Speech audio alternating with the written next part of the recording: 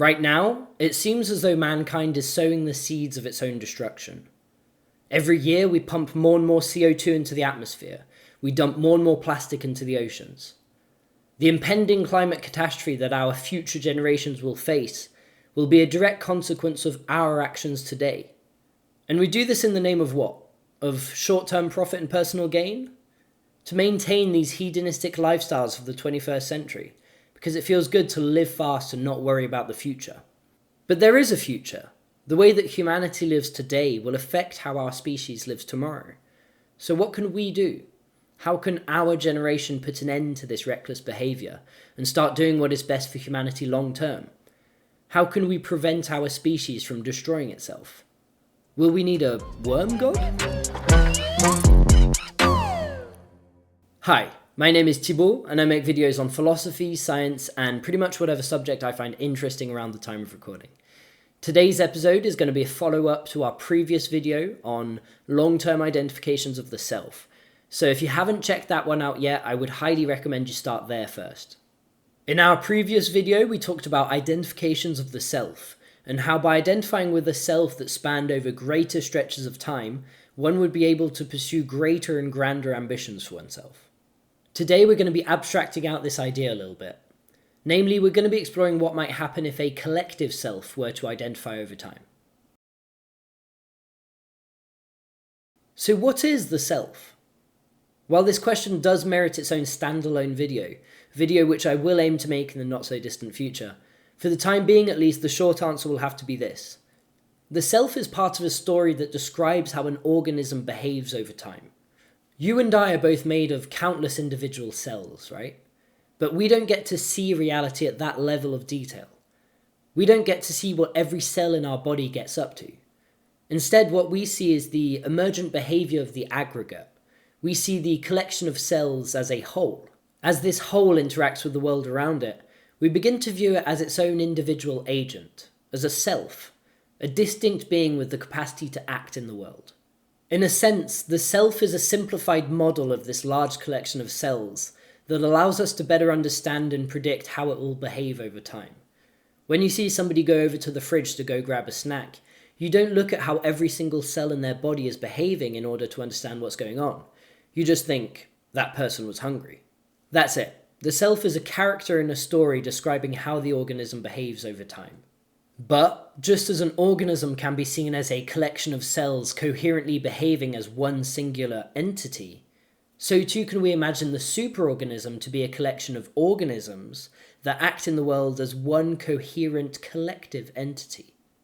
Think of a colony of ants, for example. While it is true that we can look at the behaviour of any individual ant, sometimes it makes more sense for us to think of the behaviour of the colony as a whole.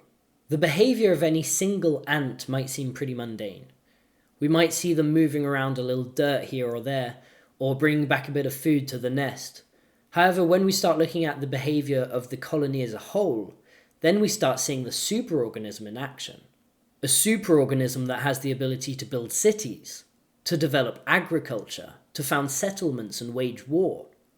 Any collection of individual organisms that effectively functions as one coherent whole can be thought of as a superorganism. A group of labourers on a construction site, for example, or a nation-state that has the ability to send man to the moon. In this video, whenever we talk of the collective self, essentially we're just using it as a means to personify the superorganism. Just as the self was part of a story describing how an organism behaved over time, the collective self can be seen as the character describing how a superorganism behaves over time. So the USA, for example, was the collective self that sent man to the moon. For the purposes of this video, the collective self that we will be interested in is humanity. Okay, so just a little warning here, I am going to start talking about the Dune saga. I will, however, only be referencing themes from the third and fourth books, Children of Dune and God Emperor of Dune. So if you're just waiting in the next release in Denis Villeneuve's film series, then don't worry, this will not contain any spoilers. That being said, if you really don't want to know what happens next in the Dune universe after the story of Paul Atreides, then you can go ahead and skip to the end of the video, I guess. With that out of the way, let's begin. The third and fourth novels in the Dune series cover the story of Leto II. Leto II is the son of Paul Atreides, and, after Paul, Leto is the natural heir to the throne of the Galactic Empire. Leto is a rare kind of superhuman being in the Dune universe, as he is pre-born, which means that he was born of the memories of each and every one of his ancestors before him. Leto also has the ability of prescience, meaning that he can see both into the past, present, and future. In his visions, Leto foresees a dark future, in which all of humanity is wiped out, and only a very narrow path upon which mankind must be led if they are to be saved. His twin sister Ganima also sees this path, Leto's golden path, but ultimately Leto spares his sister from having to take on the burden of responsibility that comes with saving humanity from total annihilation. And so Leto sets out to do what needs to be done. Leto wanders out into the desert and basically just lays down in the sand, where he lets these desert creatures, the sand trout, which are baby sandworms, crawl all over him. As the sand trout start covering his entire body, they begin fusing with his skin, until eventually Leto becomes this half-human, half-worm-like creature. Leto is no longer truly human, but his metamorphosis has granted him godlike powers, essentially rendering him quasi-immortal. The events of the fourth book, God Emperor of Dune, take place around 3,500 years after these events. By now, Leto's metamorphosis has made him more worm than anything else, and only a few features remain to suggest that Leto still has any semblance of humanity left in him. Leto II is God Emperor of Dune, and for over 3 millennia now he has ruled over the galaxy with an iron fist. He is an omniscient being. Not a single thing happens throughout the Empire without the worm god knowing of it.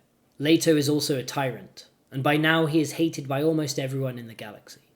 The thing is, nobody actually understands Leto's golden path. Nobody other than Leto has seen into the future, this future in which mankind is annihilated, and so nobody understands why the worm god's rule is so tyrannical. The problem for Leto is that humanity has forgotten its past. See, over 10,000 years before the events of Dune, humanity had already faced a near-extinction event. Leto remembers this past because he was born of the memories of his ancestors. But those same events that had once led to the downfall of humanity some 10 millennia prior are now once again being repeated. Leto fears for humanity that it has not yet learned its lesson. Although deep down Leto has a longing to be loved, he also knows that he needs to embody this necessary evil in order to save mankind from what is to come. Leto has made the ultimate sacrifice. He has sacrificed his own humanity, transforming into this grotesque worm god, also that he could live long enough to see through his plan, the golden path, save humanity from the impending doom. As the worm god, Leto truly embodies this notion of a collective self identifying over time. He is quasi-immortal, and having lived for over 3,000 years, he has seen generation after generation come and go. Remember, he has relived the lives of countless people throughout history. Because of this superhuman ability to empathize with the lives of others, Leto transcends any individual self. He is the collective self of humanity. He is all of humanity all at once. He feels the pain and suffering of everyone who has come before him, and it is this that allows him to make those necessary sacrifices in order to guide humanity towards a better future.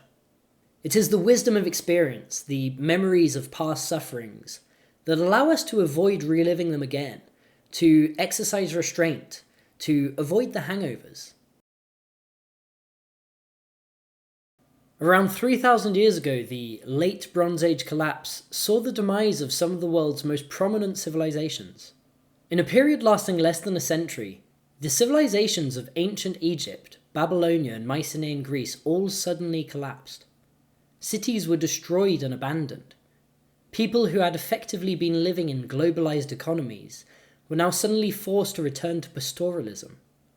The ancient Greeks would forget how to write for over 300 years.